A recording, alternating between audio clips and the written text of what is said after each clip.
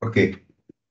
Kita pergi kepada yang seterusnya, iaitu kepada penggunaan indikator. Tak payahlah cerita apa itu. Jadi setting kita guna 13, 3 dan 3. Okey, terima je. Terima je. Ini adalah nombor-nombor Fibo, itu je. Okey. Okey, dan penggunaan stokastik yang pertama adalah kepada pecahan harga. Betul kan? Okey. Yang pertama 5 dan 3.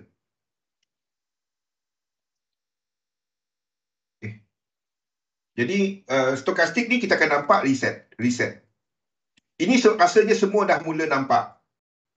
Katalah anda tak tahu dia dekat time frame berapa. Kita ambil dekat ni lah. Cepat sikit saya lukis. Ni cat apa ni?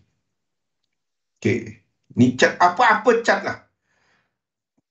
Kaedah dia, ramai suka sangat dia pergi time frame paling kecil, lepas tu lukis kat tempat dia nak tengok je. Sabar dulu. Cara dia adalah anda ambil data yang paling penuh. Apa ni? UJ. Anda ambil, kita tukar benda lain lah yang saya tak pernah tengok. GBP CAT. GBP CAT. Okey. Anda pergi cat dia yang paling besar. Anda pergi cat dia paling besar. Sampai anda nampak semua cat dia. Semua cat dia. Sabar dulu. Ini setahun punya cat. Sabar dulu. Then, anda buka stokastik. Ini adalah stokastik. Ni sampailah anda nampak, ingat structure untuk stokastik. Ingat benda ni. Ingat the moment anda nampak benda ni, apa-apa, kalau currency ke, apa ke, ni dalam otak kita yang pertama. Structure untuk currency adalah 3 dan 3. Ini syarat yang pertama. Syarat yang kedua, ingat mengenai asas, inflasi. Inflasi makin lama makin naik. Itu sahaja. Tak adanya inflasi dia turun, dia reda sekejap. Okey. Jadi kalau inflasi naik, Kanada dan GBP. Kalau inflasi naik, Kanada ke atas ke bawah? Kanada dolar adalah komoditi. Inflasi, harga komoditi pun naik. Faham? Jadi, Kanada dolar secara besarnya ke atas, GBP pun ke atas. Sebab inflasi makin naik, kadar faedah makin naik. Tetapi disebabkan oleh inflation, kadar kenaikan Kanada dolar lebih tinggi daripada GBP. Bukannya GBP turun, tapi ini naik, tapi dia ke metode sikit. Ini naik, ini panjang sikit. Jadi secara besarnya, hala tuju dia adalah ke atas ke bawah. Faham? Faham tak logik ni? Mana anak panah? Hilang pula anak panah saya. Mana anak panah? Okey, hala tuju dia adalah ke bawah. Tak adanya harga barang. Harga durian naik. Saya tengok harga durian terkejut sekejap. Baru nak beli. Okey. Faham logik dia? Ambil cat tu. Yes. Ambil cat tu paling besar dulu.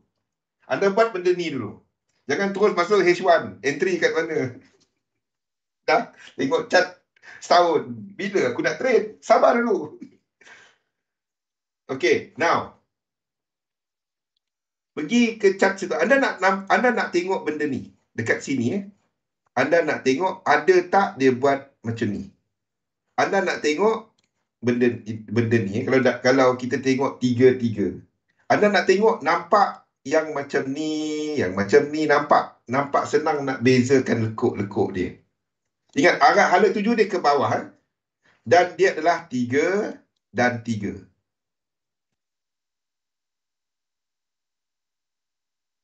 Okey. Jadi, anda akan assume pergerakan ini bergerak dari atas. So, hala tuju dia ke bawah. Takkan dia dari bawah pergi ke bawah balik. Jadi, di sini, kita dapat 1. Dan ini tak buat high. Jadi, kita assume kat sini ada 1 lekuk. Nampak tak apa yang sedang saya buat? Ini nampak macam motif. Simple dia. A, B, C. Ataupun kalau nak lagi simple, ini yang saya buat. Saya buat macam ni. 1, 2, 3. Boleh? Menghabiskan 1. Ini adalah cara untuk melukis sequence. Tapi kalau nak lukis rate wave, A, B dan C. Okey. Sini pula 1, 2, 3. 1, 2, 3. 2. Boleh? Sini kita ada reset. Sini kita ada reset. Ini dah break. Nampak tak apa yang kita nampak? So, ini adalah 1, 2, 3. Secara besarnya ke bawah. Ini kita ada reset. Itu dekat 6 month. Saya nak entry dekat H1 bang. Jangan entry dulu. Yang anda bimbang sekarang ni cuma dari sini. Cuma dari sini. Sebab ini dah break low kan. Kita dah ada reset. Cuma dari sini je anda bimbang. Faham? Anda cuma jangan peduli dengan sequence dengan dia punya ni dulu Jangan peduli dengan dia fractal dulu. Anda letakkan A, B, C dulu. Ni nampak macam tak dapat nak lukis sebagai 5. Lukis dia, letak dia sebagai W, X, Y. Letak je dulu. Lepas tu anda buat, ingat 3, 3, 3. Ni je buat rate wave. Mana dia susah. W, X, Y. Ke bawah. Lepas tu anda buat satu line. Dari atas ni ke sini. Dan jangkaan ke bawah. Nampak mana dia susah lukis rate wave. Lepas tu barulah anda pening kepala pasal fractal. Ini nampak macam 5 ke macam 3. Kalau nampak senang, anda lukis A, B, C. Kalau nampak tak senang, anda lukis sebagai W, X dan Y. Macam mana nak tengok dia? Pergi time frame kecil. 3 months. Okey. Ni adalah W, X, Y. Jadi anda tengok yang sebelah sini. Ini dapat lukis sebagai 5 ke dapat lukis sebagai 3? Now, kita dah ada stokastik. Kita nampak. Itu je. Kan? Kita nampak kat sini dan sini reset kan. Daripada atas ni, kira berapa? Daripada atas ni. 1, 1. 2, 2. 3. 1, 2, 3, 4, 5. Jadi ini anda kena lukis sebagai motif.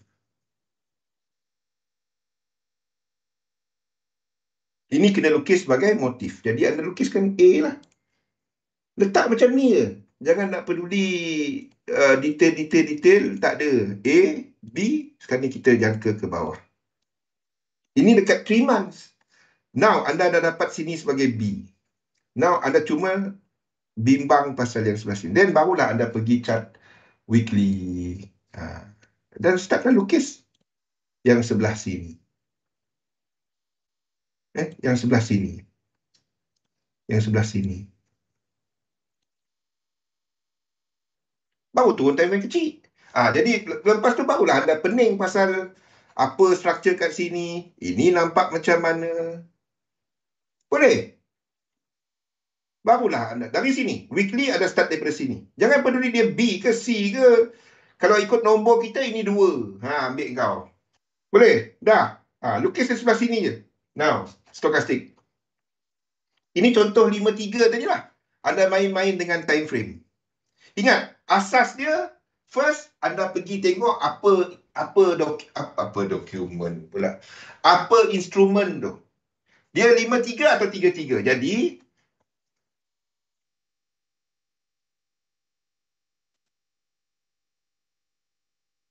lima-tiga lazimnya untuk aset. Tapi tak semua aset tau. Contohnya macam saham. Tapi kalau saham tu terletak dalam komoditi punya kluster,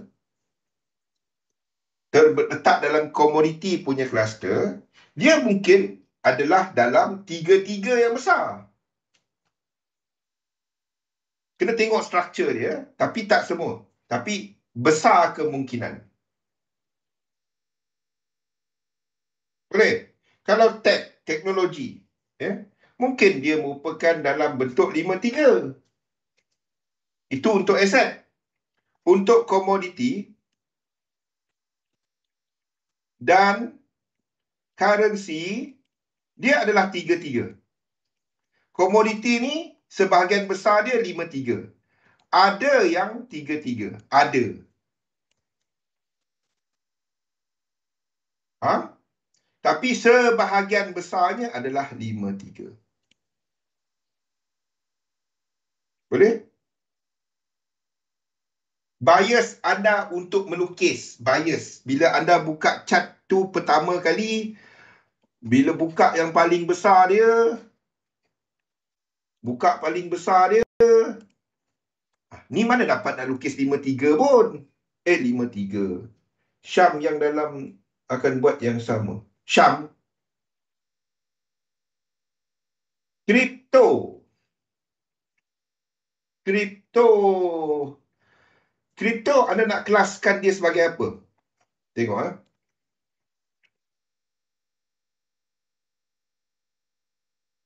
Okey. Anda nak kelaskan dia sebagai apa? Sini 5. Soalan dia 5 ni menghabiskan 1 ataupun A. Kenapa dia 5? Sebab pada awalnya, penggunaan dia ada yang lihat dia sebagai pengganti currency baru. Betul?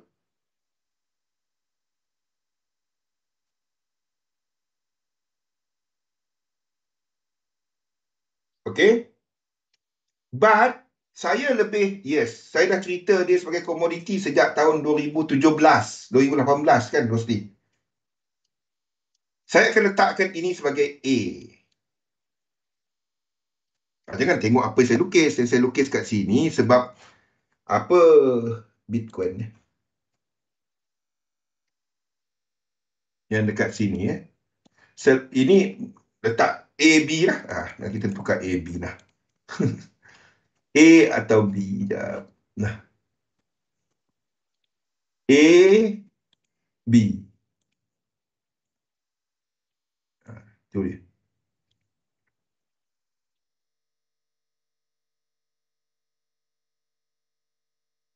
Nah, itu dia. Sebab kita baru saja ada satu cycle price. So jangan ikut yang style 1930 melukis. Semua benda dia dah lukis satu. Semua benda dia nak lukiskan satu dua. Kalau itu merupakan currency, lagilah dia mustahil jadi satu. Kalau orang lain melukis, semua benda dia letak 1, 2, 3, 4, 5. Percayalah. Saya berat sikit nak letak sebagai motif.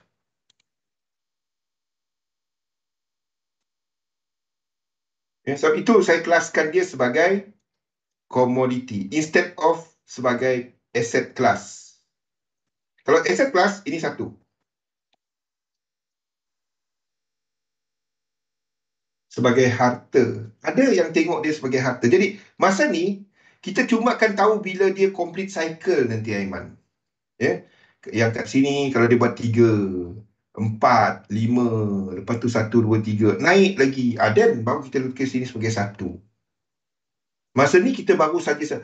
Basically, dunia tengah assess. Adakah benda ni currency atau tak? Dapat tak dia ganti duit? Kalau dia ganti duit, then ini A, B dan C. Kalau dia merupakan aset, ini 1, 2, 3, 4, 5. Kalau dia komoditi, A, B, C, W. X, Y.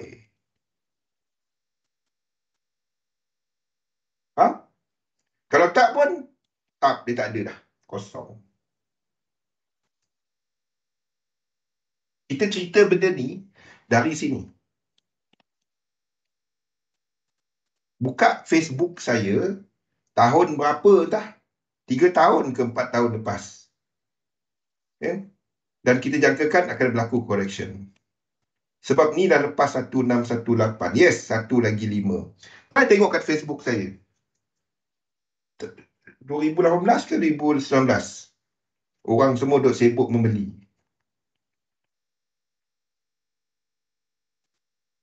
Tapi belakang-belakang lah, saya pun tak ingat.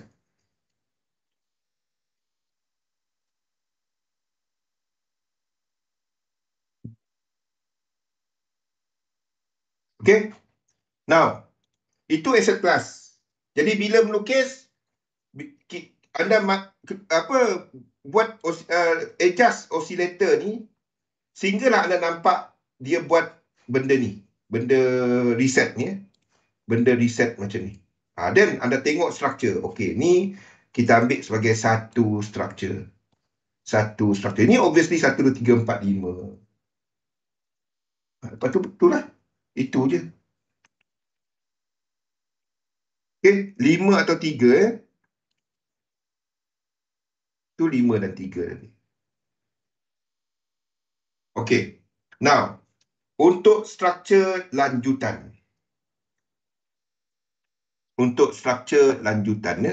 Structure lanjutan, apabila kita melihat, okey, structure lanjutan. Kalau dia bullish, ada nampak satu reset. Lepas tu reset yang seterusnya, dia break high. Ada nampak macam ni. Lepas tu ada tu, kadang-kadang dekat time frame kecil, kita nampak dia sama. Dia sama. Kadang-kadang kita nampak dia sama. Okey. Anda pergi satu time frame besar, sebab formula dia, stokastik ni dia tak boleh pergi 100 ataupun kosong. Dia tak dapat pergi, sebab formula dia tak dapat pergi 100, tak dapat pergi, dia tak dapat melangkaui 100, dia tak dapat melangkaui kosong. Okey? Kita gunakan stokastik untuk nak tahu bila benda ni berlaku.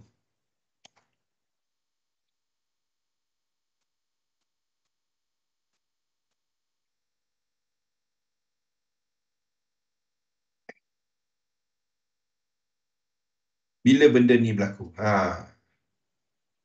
Hey, nak tukar color, tak tukar color. Yep. Tolong ambil benda-benda ni, seriously. Kalau tak minta lah. Kalau saya tak ada lagi, tak ada orang nak bawa ni.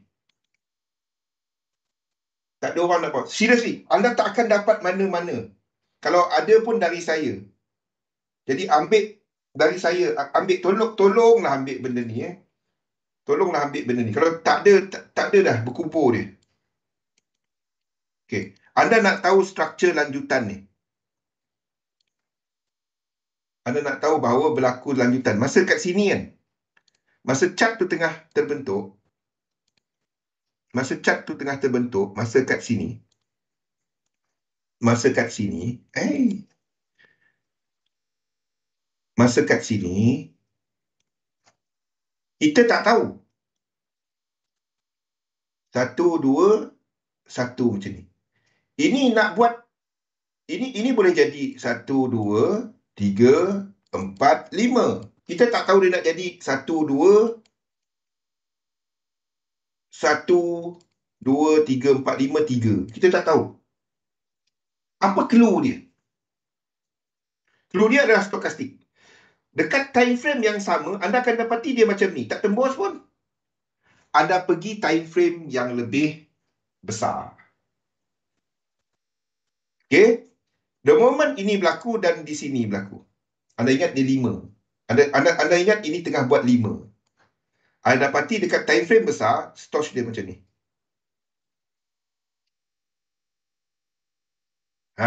Dia break. Boleh?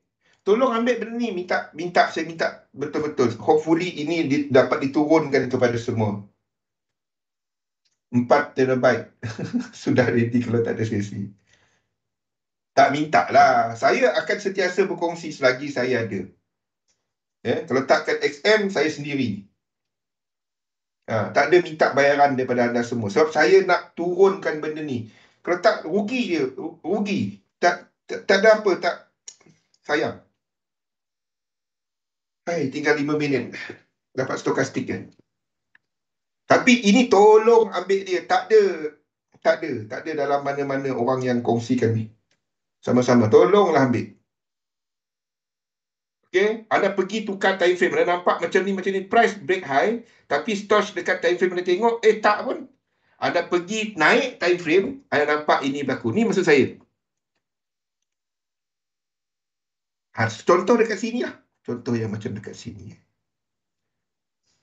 Mana kita? Contoh yang macam dekat sini. Masa ini berlaku, kita tak tahu. Okay. Price break high kan. Price break high.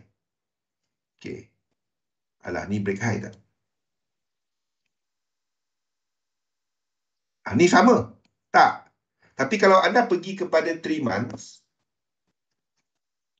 ni price break high lah. Macam ni. Okay. Ini 1, 2, 3, 4, 5. Kita habiskan kat sini. Price break high lagi. Anda pergi time frame besar, 3 months ke apa ke, anda dapati, alah, dekat sini. Stokastik dia break macam ni. Stoch dia break. Faham tak? Stoch dia break. Yang ini tadi kan. Stoch dia break. Alah, ni besar sangat. Ambil chart yang macam ni lah dia break. Dia break. Faham tak? Anda bayangkan yang dekat sini ada. Anda nampak dia break. Sini break. Dan anda tahu itu struktur lanjutan. Price pun break. Contohnya. Price break. Price break high kan. Sini break high. Dan anda tahu tukar time frame. Faham? Itu maksud yang ini. Itu maksud yang ini. Tolonglah ambil benda ni ya. Tak ada. Tak ada dalam mana-mana dekat ni orang cerita benda ni. Untuk Elliott Wave. Untuk Dow ada orang cerita ni. Ini saya ambil daripada Dow. Penggunaan stokastik dalam Dow teori. Okey, bearish sebaliknya. Bearish adalah sebaliknya. Kalau price tak break, stoch break, itu adalah lanjutan.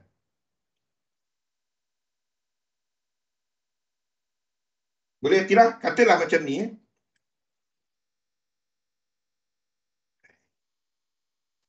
Okay. Price naik, turun, naik. Tapi kita nampak benda tu dekat Stoch. Stoch buat macam ni. Kan?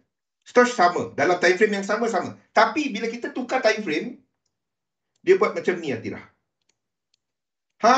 Ini 1, 2, 1, 2. Boleh tidak? Ni turun. Itu 1, 2, 1, 2. Itu soalan Atirah. Itu maksud yang sini. Lower high, Stoch high high. Maksudnya pergerakan ini, biarpun tak tembus, tapi dia datang dengan momentum. Yes. Benda ni yang tangkap ramai orang. Dia ingat ni turun. Ni yang tangkap ramai orang. Dia ingat dia turun. Termasuk saya pun kena tangkap. Saya lupa nak cek dekat time frame satu yang besar. Satu kita guna, satu jangan trade pakai instant order. Pakai limit order. Mana satu yang lebih kuat lanjutan dia? Tak, ikut indikator. Tu tujuan indikator. Maksud dalam indikator tu, closing price makin tinggi. Jadi ini ada banyak buyer yang push. Contoh dalam bahasa volume lah. 1-2 yang kita nak trade. Aiman, kalau ini break kan. Ini break. Ini break 3, sini 5. Ini boleh trade. Entah 1-2 dapat yang mencanak macam ni. Yes. Pergi satu time frame atas. Nampak? Indikator. Inilah tolong ambil. Tak ada, anda takkan dengar mana-mana. Tolong ambil. Yes. Rupanya lah. Sebab tu kita akan lihat dua-dua RSI dan Stoch. Tapi kalau RSI dia buat divergence, Stoch dia buat ke atas, ikut Stoch.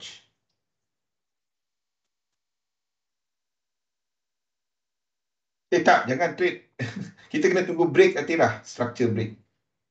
Kecuali anda tengah tengok yang lain.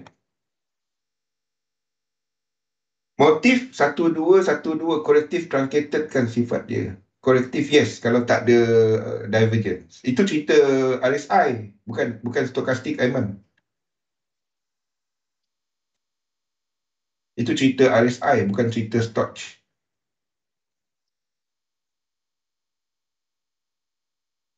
Baru faham. Ni lah dia. Stoch. Tukar color lah ni, Ustaz. Ni lah, tak payah tukar color. Dah ada kat situ dah. Faham? Harga 1, 2. 1, 2. Tapi Stoch dia macam ni. Stoch ni dekat time frame besar, break. Dan anda tahu ini akan 1, 2, 1, 2.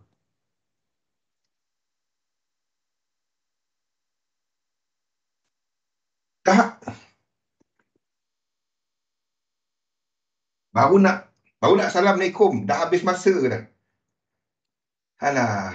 Okey, hari Ahad bincangkan pukul berapa saya buat sesi istimewa. Dan kita sambung dari sini. Dan kita review sikit lah. Kita ada masa, tak apa. Okey, jadi itu sahaja.